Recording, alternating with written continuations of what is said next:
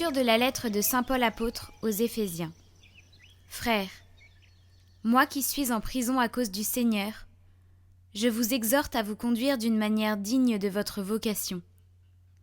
Ayez beaucoup d'humilité, de douceur et de patience. Supportez-vous les uns les autres avec amour. Ayez soin de garder l'unité dans l'esprit par le lien de la paix. Comme votre vocation vous a tous appelés à une seule espérance, de même, il y a un seul corps et un seul esprit.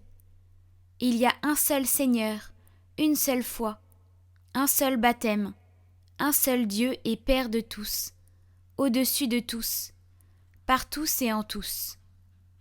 À chacun d'entre nous, la grâce a été donnée selon la mesure du don fait par le Christ. Et le don qu'il a fait, ce sont les apôtres, et aussi les prophètes, les évangélisateurs, les pasteurs et ceux qui enseignent.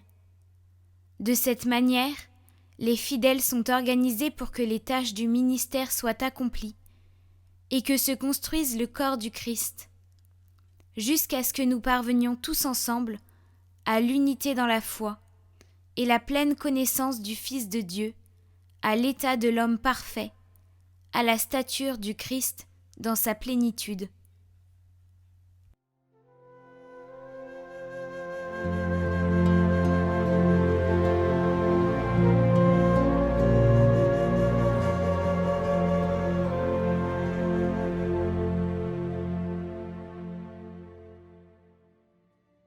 Par toute la terre s'en va leur message.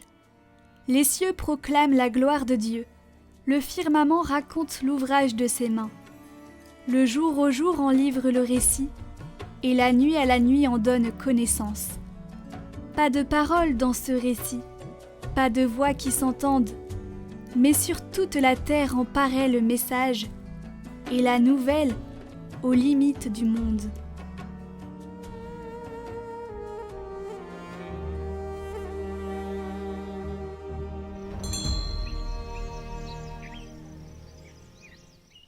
Évangile de Jésus-Christ selon saint Matthieu. En ce temps-là, Jésus sortit de Capharnaüm et vit en passant un homme du nom de Matthieu, assis à son bureau de publicain, collecteur d'impôts. Il lui dit « Suis-moi ». L'homme se leva et le suivit. Comme Jésus était à table à la maison, voici que beaucoup de publicains, c'est-à-dire des collecteurs d'impôts, et beaucoup de pécheurs vinrent prendre place avec lui et ses disciples. Voyant cela, les pharisiens disaient à ses disciples : « Pourquoi votre maître mange-t-il avec les publicains et les pécheurs ?» Jésus, qui avait entendu, déclara : « Ce ne sont pas les gens bien portants qui ont besoin du médecin, mais les malades. Allez apprendre ce que signifie « Je veux la miséricorde, non le sacrifice ». En effet, je ne suis pas venu appeler des justes, mais des pécheurs. »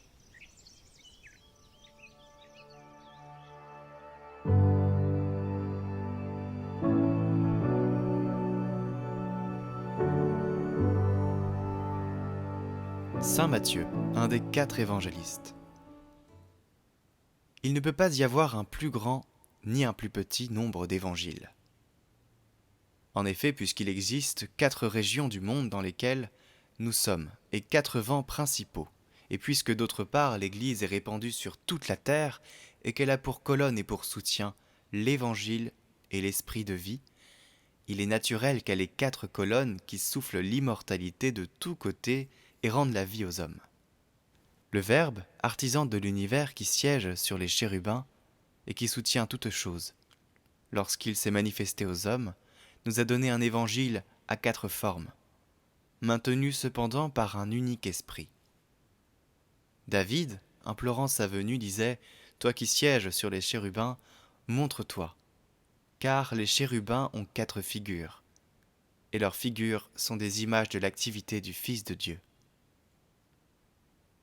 Le premier de ces vivants, est-il écrit, est semblable à un lion, ce qui caractérise la puissance, la prééminence et la royauté du Fils de Dieu. Le second est semblable à un jeune taureau, ce qui manifeste sa fonction de sacrificateur et de prêtre. Le troisième a un visage pareil à celui d'un homme, ce qui évoque clairement sa venue humaine. Le quatrième est semblable à un aigle qui vole, ce qui indique le don de l'Esprit volant sur l'Église. Les évangiles selon Jean, Luc, Matthieu et Marc seront donc eux aussi en accord avec ces vivants sur lesquels siège le Christ Jésus.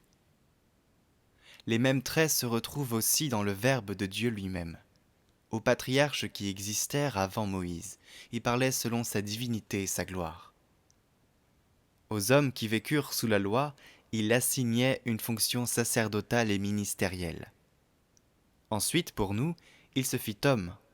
Enfin, il envoya le don de l'Esprit sur toute la terre, nous abritant ainsi sous ses propres ailes.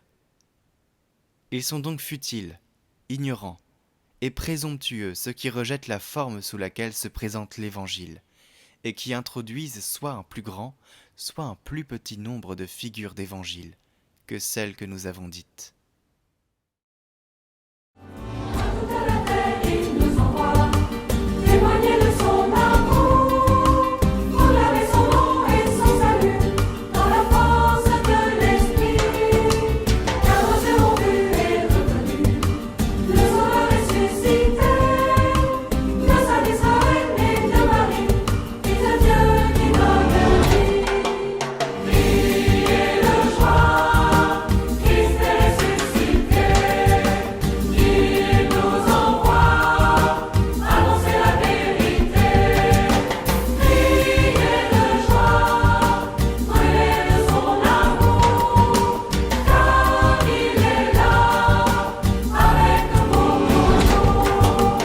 Par sa vie donnée, son sang versé, il a racheté nos vies.